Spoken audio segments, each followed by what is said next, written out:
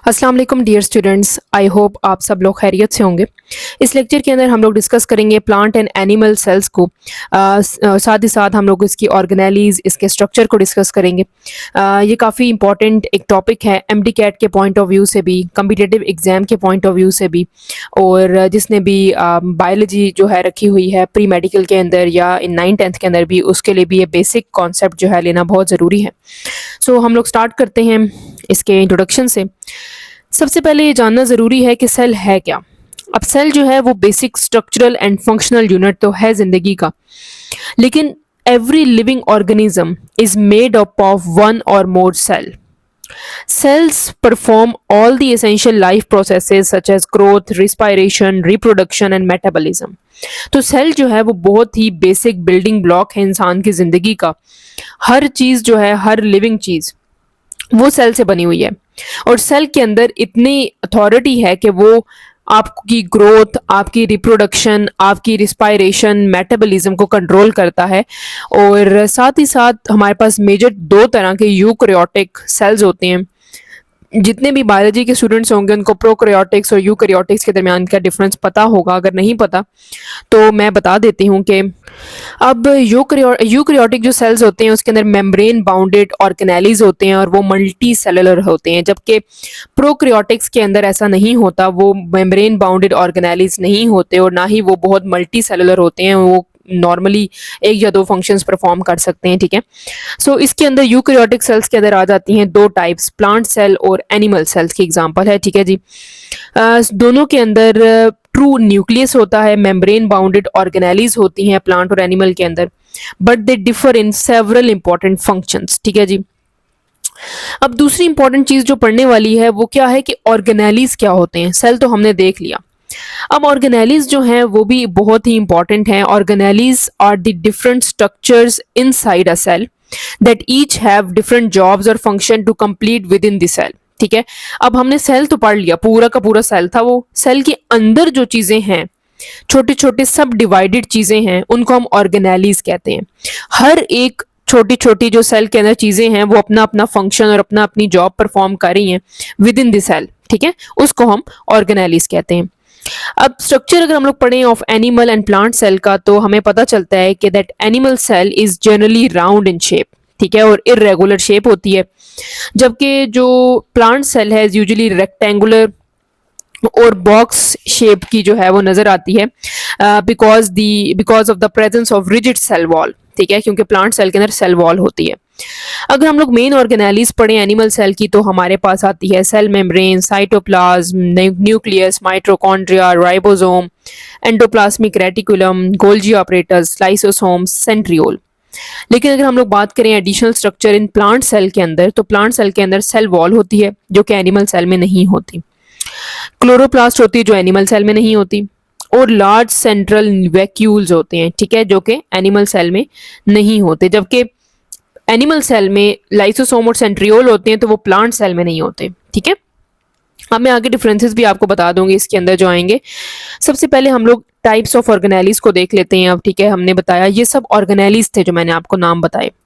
अब इनके हम लोग देख लेते हैं एनिमल और प्लांट सेल में। मैंने जैसे कि आपको बताया है कि ये एनिमल सेल है और ये प्लांट सेल है, ठीक है।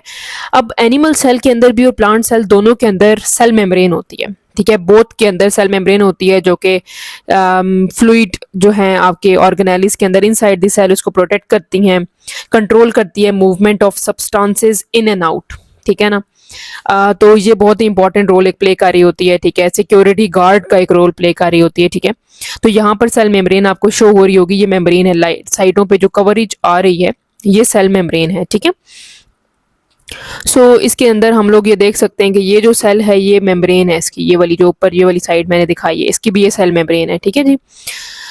इसके बाद हम लोग चलते हैं जी सेल वॉल की तरफ। सेल वॉल जो है वो सिर्फ प्लांट सेल के अंदर होती है, ठीक है।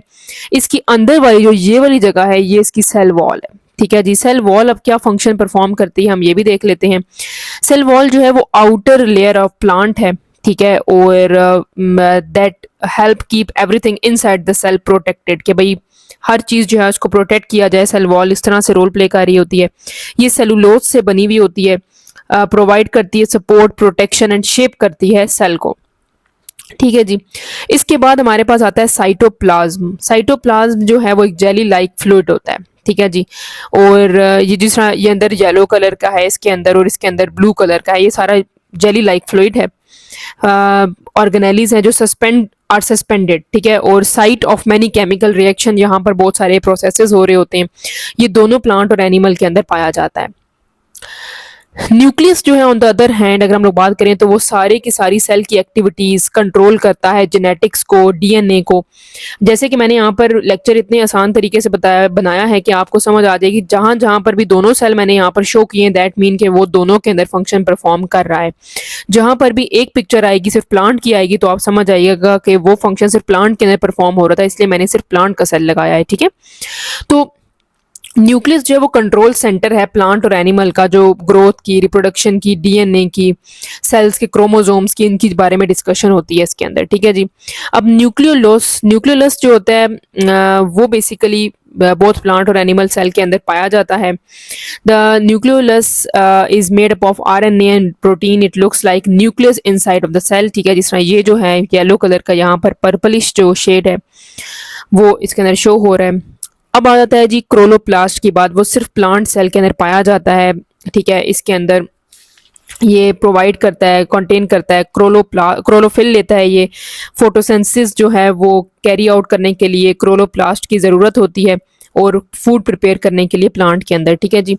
तो ये भी प्रोवाइड करता है, कलर प्रोवाइड करता है पत्तों को, ठीक है। साथ ही साथ माइटोकॉन्ड्रिया जो है, जिसको हम लोग कहते हैं जी पावर हाउस है ये सेल का, ठीक है जी। एटीपी, सेलुलर रिस्पायरेशन इसके अंदर होती है, ये भी दोनों के अंदर पाया जाता है, ठीक है। इसी तरह हमारे पास गोल्जी ऑपरेटस है। जिस तरह ये लंबी सी जो लाइंस आपको शो हो रही है पिक्चर के अंदर, ये गोल्जी ऑपरेटस होता है, ठीक है। गोल्जी ऑपरेटस जो है modifies, packages and transport protein and lipids, ठीक है, उसके लिए परफॉर्म करता है। यहाँ पर लिखा हुआ भी है नोट्स की फॉर्म में, आप इसको बना भी सकते हैं नोट्स की फॉर्म में, ताकि आपको इजीली समझ आ जाए। अब आता है जी स्मूथ एंडोप्लाज्मिक रेटिकुलम, जो कि सिर्फ प्लांट के अंदर होता है, ठीक है। और फाउंड, वैसे तो दोनों के अंदर होता है, found in both plant and animal cell, and looks like a group of tubes, ठीक है। तो ये जहाँ पर शो हो रहा है इस तरह की फॉर्म में, ये होता है स्मूथ एंडोप्लाज्मिक रेटिकुलम। जबकि रफ एंडोप्लाज्मिक रेटिकुलम भी दोनों के अंदर पाया जाता है, दोनों एंडोप्लाज्मिक रेटिकुलम दोनों में पाए जाते हैं, ठीक है जी। और इसका पर्पस क्या होता है? लिपिड्स एंड डिटॉक्सिफाई करता है हार्मफुल।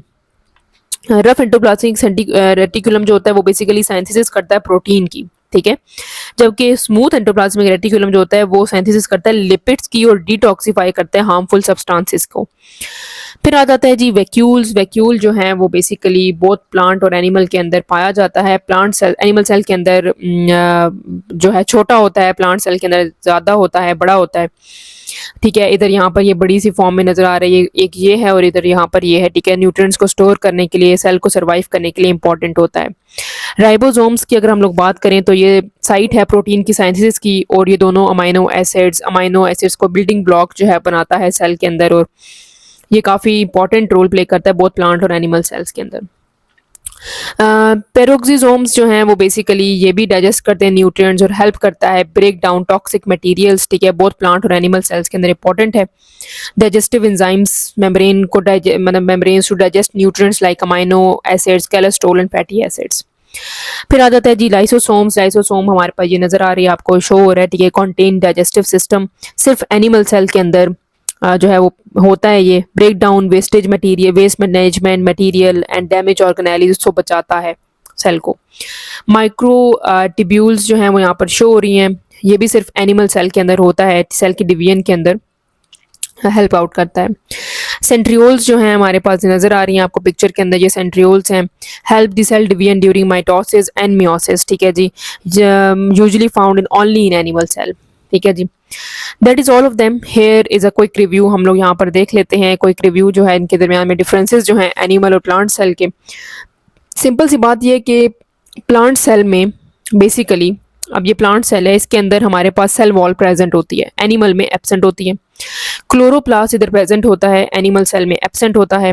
इधर लार्ज वैक्यूल्स होते हैं, इधर स्मॉल टेम्परेरी वैक्यूल्स होते हैं। ये रेक्टेंगुलर शेप का है, ये ओवल या राउंड शेप में है।